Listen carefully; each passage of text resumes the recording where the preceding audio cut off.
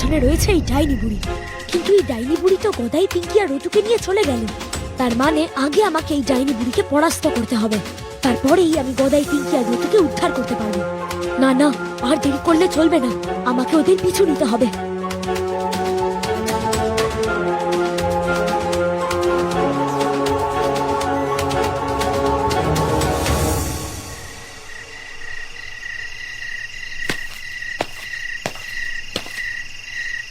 আরে, এই তো সেই মায়াবী আম গাছ।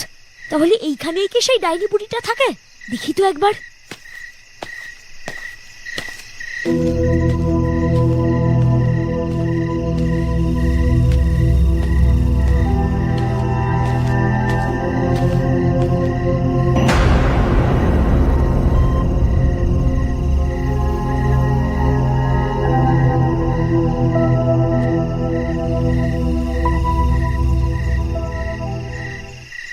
আজ মধ্যরাতে ওই তিনটে বাচ্চার রক্ত খেতে পারলে আবার আমার বিনুনি 3 গুণ বেড়ে যাবে,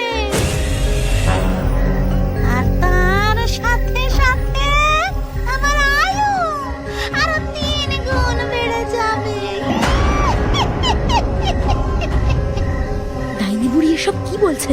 তাহলে এই ডাইনি বুড়ির সাথে লড়াই করে আমি ওকে পরাস্ত করতে পারবো না, কিন্তু একে মারার কোনো না কোনো উপায় তো আছেই, আর সেটাই আমাকে জানতে হবে। এইভাবে যত বাচ্চার রক্ত খেতে পারবো তত আমার বিনুনি বৃদ্ধি পেতে থাকবে, আর তত আমি দীর্ঘজীবী হব, আর কেউ বুঝতেও পারবে না আমার শক্তির আসল রহস্য লুকিয়ে রয়েছে এই বিনুনিতে। আর এইভাবে আমি অমর হয়ে যাব, অমর হয়ে যাব। তার মানে ডাইনি বুড়ির সব শক্তি লুকিয়ে আছে ওর ওই বিনুনিতে।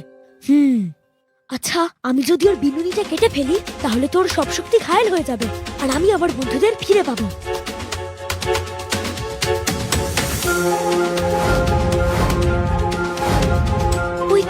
ওই তো ওখানে একটা চাকু পড়ে আছে।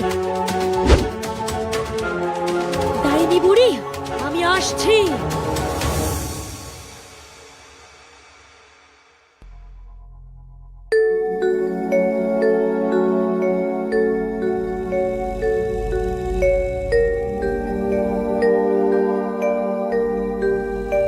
এইবার একটা করে আম খাবো, আর এক যুগ করে আমার আয়ু বৃদ্ধি পাবে।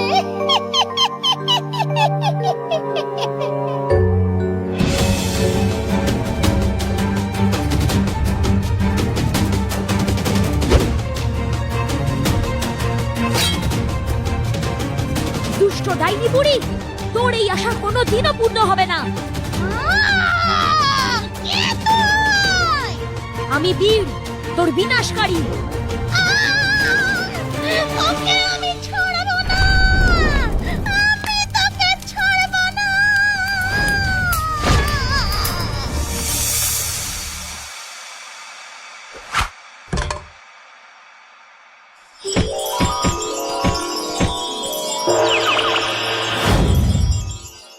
বীর, গোদাই, রতু, পিঙ্কি, তোরা ঠিক আছিস তো?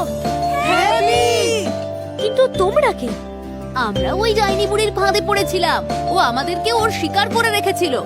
যেই বাচ্চারা এই জঙ্গলের মধ্যে দিয়ে যেত তাকেই ও তার শিকার বানিয়ে নিত। তোমাকে অনেক ধন্যবাদ, তুমি আমাদের প্রাণ বাঁচিয়েছো। ওই ডাইনি বুড়ি আমাদের আম বানিয়ে রেখেছিল, আর প্রতিদিন মধ্যরাতে একটি করে আম খেয়ে নিয়ে নিজের আয়ু বৃদ্ধি করত। জানি না তুমি না আসলে আমাদের কি হতো। তোমাদের আর কোনো ভয় নেই, ওই দুষ্ট ডাইনি বুড়ির বিনাশ ঘটেছে। আমি নিজে ওকে বিনাশ করেছি, ও আর কারোর কোনো ক্ষতি করতে পারবে না। চলো সবাই। হ্যাঁ বীর, চল চল।